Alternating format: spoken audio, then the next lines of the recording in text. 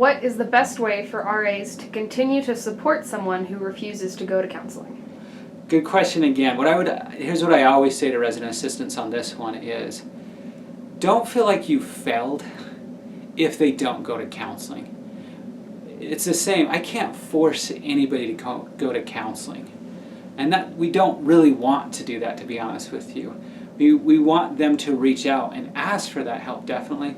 But it can be common that some people probably would be beneficial if they go to counseling, but they kind of hold and wait. And as resident assistants, the first thing I would say is don't blame yourself. Don't think like I'm not doing my job good enough if they don't choose to go to counseling.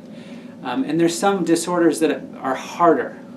Like if you think an easy one to think of is like eating disorders, particularly anorexia. Perfectionism and control is a big component of that disorder. They don't want to admit something's going on quite heavily. Sometimes with substance abuse, I don't want anybody to know. So there's specific things that takes time.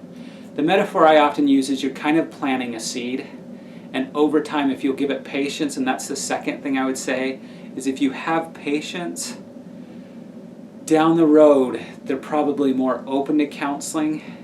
It's just, it took them a time to get there, and we kind of want to be patient with them while they get there. So first, don't take it personally. Don't think you failed in some way. Second, be patient. Third, continue to be there and be in a place like when something comes back up, being like, this is just another reason why I really think counseling would help. I heard in the past you don't want to. I'm just checking in again. Are you still in that same place? And see kind of where they go with that.